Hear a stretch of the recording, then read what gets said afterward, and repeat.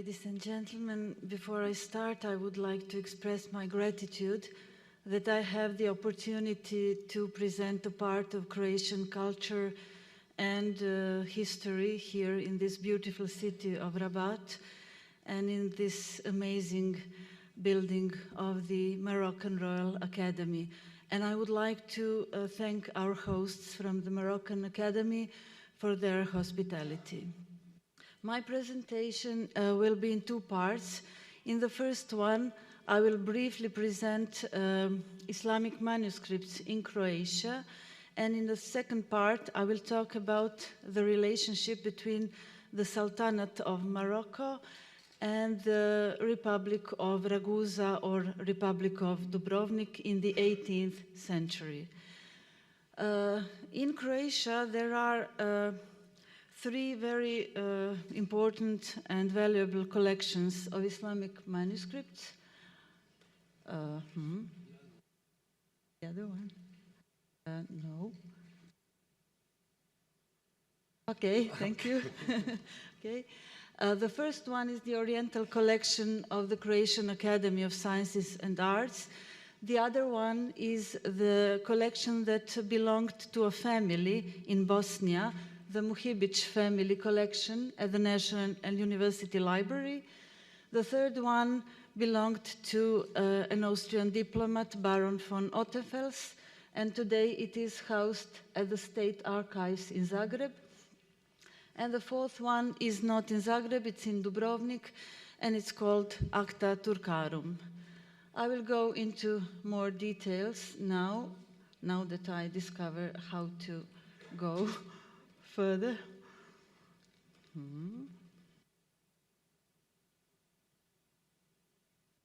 Takes time. Okay, no. No, I can't see the arrows with my glasses. Okay, this is...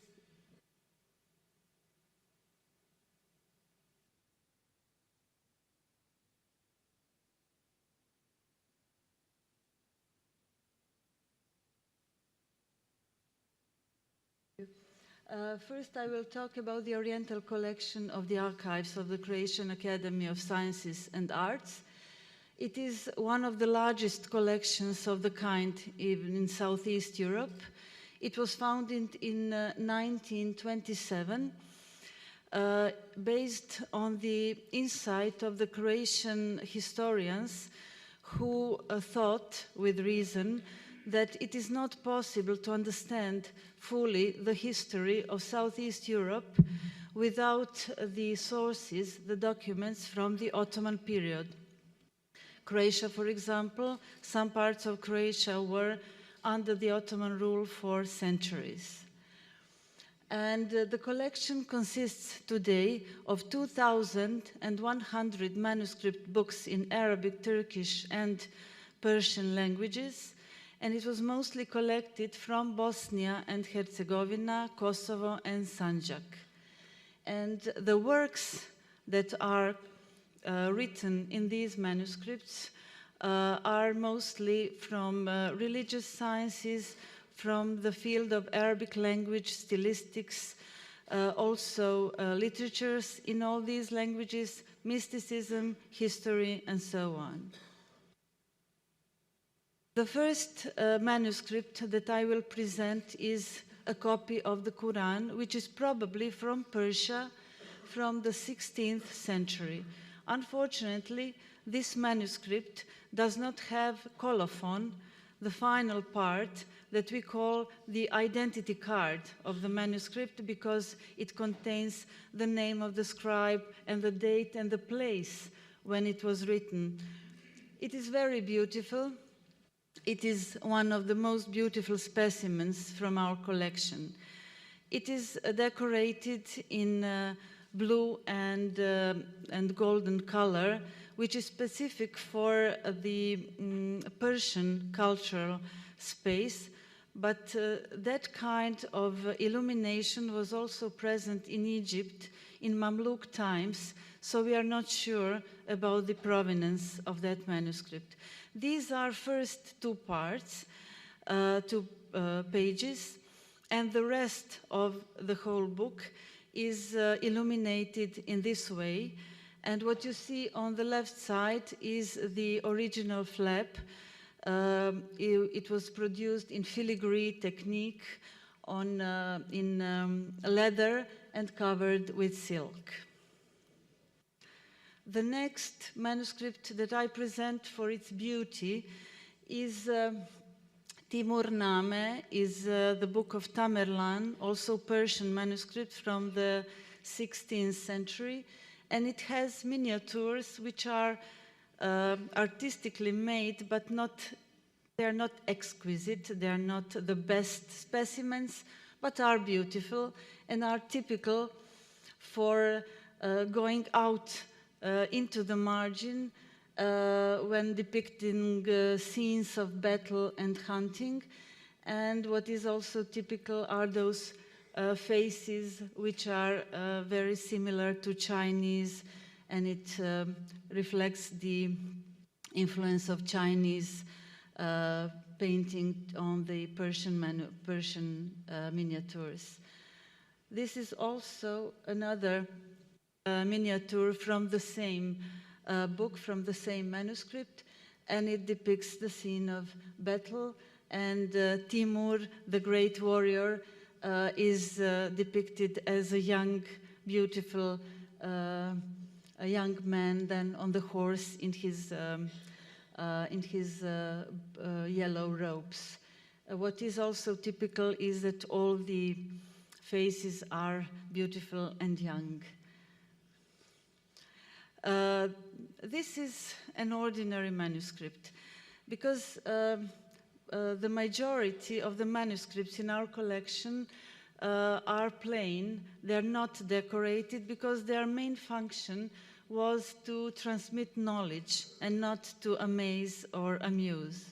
And this is one personal notebook from, it was written by a mufti, specialist in Islamic law and also in Ottoman civil law.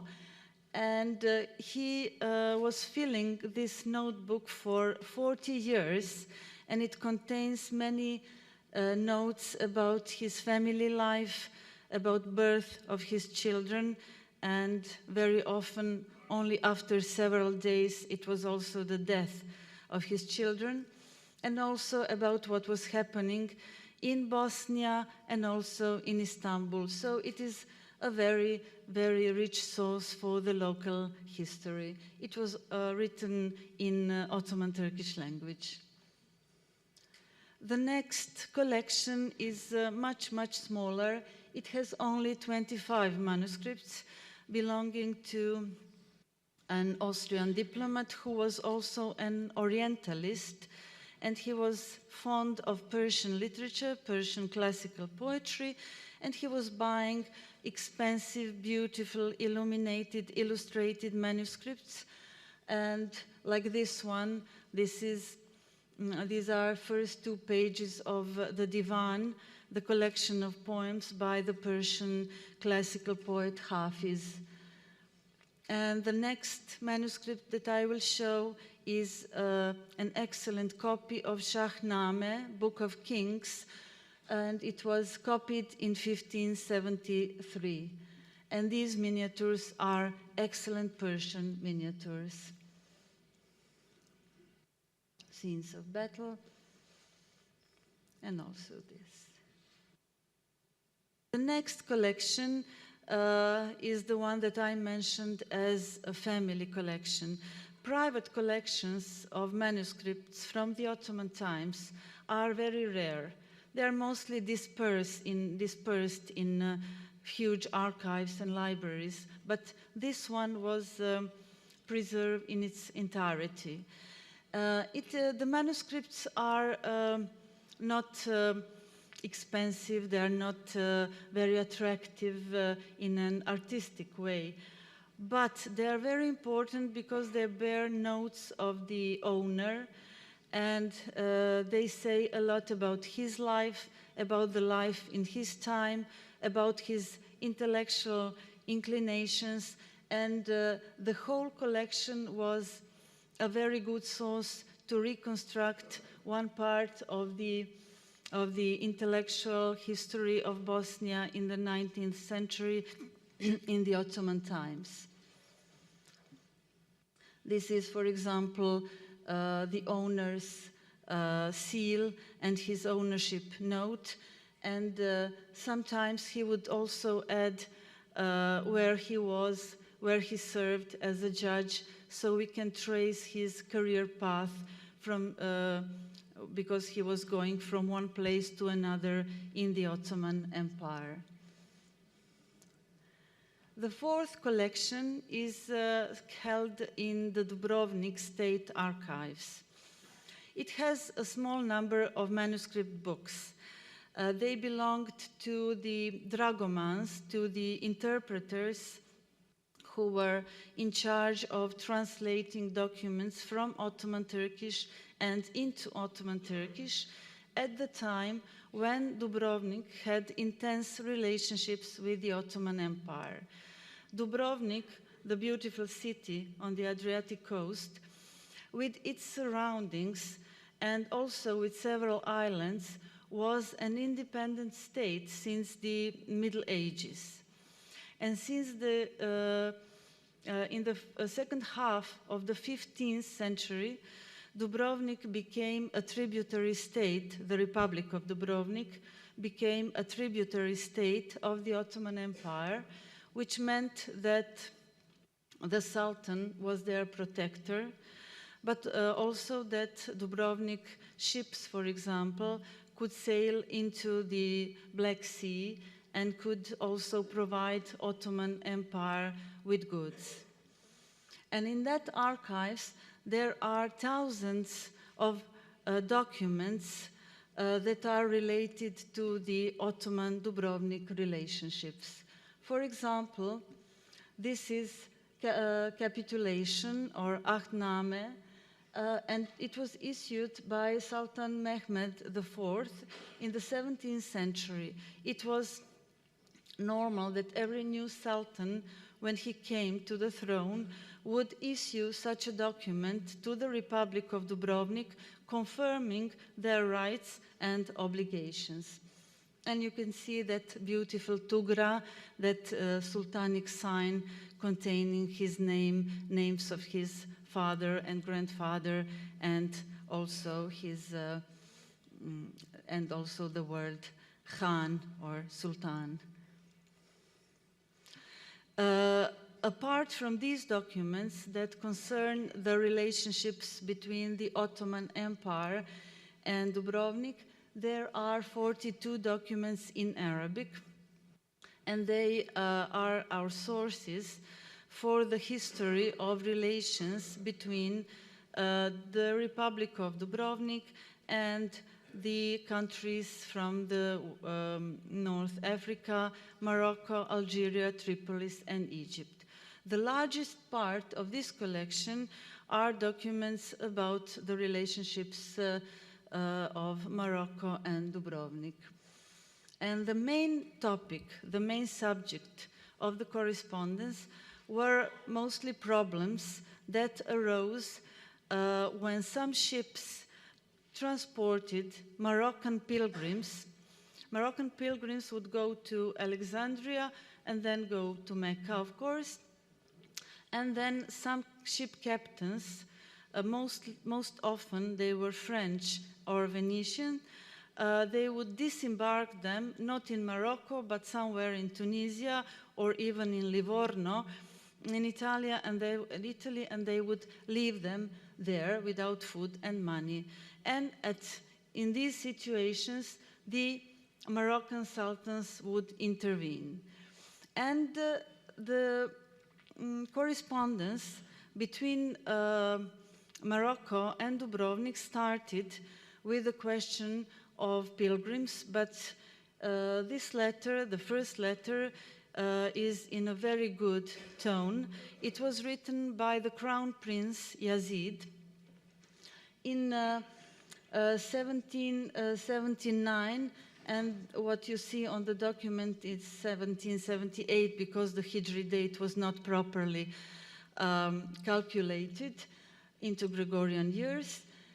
And the Crown Prince expresses his gratitude to the captain Giacomo Casilari from Dubrovnik because he transported 100 of poor Moroccan pilgrims for free, and he gives him permission to sail to all Moroccan ports.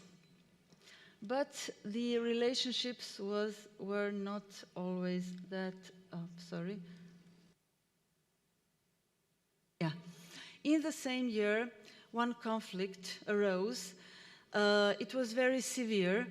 The Sultan was very angry because he heard that one ship which transported Moroccan pilgrims left them like that in some Tunisian port. And also the pilgrims said that the ship crew behaved very badly with them. And they said that the ship was from Dubrovnik. It was a very, very dangerous situation because Dubrovnik lived of their maritime trade. And when Sultan threatened them that all their ships will be seized, nobody wanted to use Dubrovnik ships to transport their goods. So it would be a heavy, heavy blow to Dubrovnik maritime trade. And then the Dubrovnik diplomacy launched a very intense campaign. First, they sent 2 envoys to Morocco, and they gave them, the Dubrovnik Senate gave them very detailed information, instructions how to behave. First, they had to buy a present to the Sultan, expensive present, but not very expensive, because they should say, we wanted to buy you a very expensive present, but we are a poor country, we can't afford it. So this was the first thing. The second thing was to say, if someone from Dubrovnik is guilty, we will punish them. We admit it, we will punish them. The third point was, if the Sultan of Morocco says, you will have to pay tribute to us, say no, don't accept it, because all other South African countries will ask the same thing. And secondly, the Sultan, the Ottoman Sultan, is our only sole protector, so we can't accept, we can't pay tribute to another ruler. At the same time, the Dubrovnik diplomacy asked the Tunisian Bey for a letter of confirmation that they behave honorably with the pilgrims and so on. And also they sent a man to Algeria to find other pilgrims who went by the Dubrovnik boat so that they can confirm that the relationship, that the behavior of the captains was good to them. And so they obtained a letter signed by Algerians, and they testified that when they travel by Dubrovnik ships, they are treated with dignity and honor, and that people from Dubrovnik know how to behave to Muslim pilgrims because they are proteges of the Sultan, and the Sultan taught them how to respect Muslims. At the same time, the Senate of Dubrovnik asked the Grand Vizier of the Ottomans to write a letter to the Moroccan Sultan, and something very interesting happened then. The Moroccan Sultan wrote to Dubrovnik saying, we have received a letter from Istanbul, a very beautiful letter. We don't have that letter here. A very beautiful letter. But we didn't understand it because it was written in a complicated Divani script that the Ottomans used. And also it was written in Turkish language. And nobody here understands Turkish language. And that was all. And I think, in a way, that it was a statement of pride, the Sultan of the only Arab country that was not conquered by the Ottoman Empire, had the freedom and courage to say, okay, we received that letter, we don't understand it, but we don't mind. I think it was in a playful and ironic tone towards the Ottoman Sultan. So this whole affair that lasted long, and this campaign, ended with the Sultan sending this beautiful letter and saying that he forgives the Ragusans, the Dubrovnik captains, and that, that he would return to them the seized ships. And so the relationships went on, and it was sometimes tensed, and in several occasions even, the Moroccan Sultan threatened Dubrovnik by war. So he declared war, but it doesn't mean that that the Moroccan ships would travel all the way to Dubrovnik to conquer the city. No, it would be that all Dubrovnik ships would be seized wherever they are found. In 1790, Mevla Yazid became Sultan. He was the crown prince when he first wrote to Dubrovnik. And he confirms to Dubrovnik, to the Senate of Dubrovnik, that he received some presents and he thanks them. And he also says that he offers peace to them, peaceful travel, peaceful sailing, that he will protect not only Dubrovnik but also Christians. But at the same time, he also always asks about the transport of pilgrims. But he also asked Dubrovnik to give him 5 ships every year to put at his disposal. And it was a heavy burden for Dubrovnik, so they again started a diplomatic initiative. And so they wrote to the Sultan that it was a heavy burden and asked him to relieve them from that. But at the time when their letter came to Morocco, the Sultan was dead because he was reigning only from 1790 to 1792. This is the letter that the Senate of Dubrovnik sent to the Moroccan Sultan, and it is full of mistakes. This Arabic language is very bad, and it is obvious that in Dubrovnik nobody was skillful, nobody was versed in Arabic. The translators of Ottoman, they had to learn some Arabic, of course, to understand, to learn the script and basic grammar. And there is one notebook of Dubrovnik dragomans was preserved in the archives. They were filling the notebook with Arabic words and phrases and their Latin translations, but obviously they never acquired a very, very good knowledge of Arabic, so they just couldn't write a proper letter in it. And this is the last letter which came from Morocco, and it was 10 years before the end of the Republic of Dubrovnik. And it is written by the Sultan that Mevla Suleiman expresses his conviction that the Ragusans are his sincere friends and guarantees safety to their ships. So what we don't know is how Morocco reacted to the French abolition of the Dubrovnik Republic, and we don't know what was happening in the meantime. And I would conclude this presentation with an insight that from documents preserved in Dubrovnik, we know only 1/2 of the story. So what we need to shed more light on the relationships between Dubrovnik and Morocco are those documents that were sent from Dubrovnik and that are probably preserved in the Moroccan archives. This would be the end. Thank you very much. Shukran jazilan.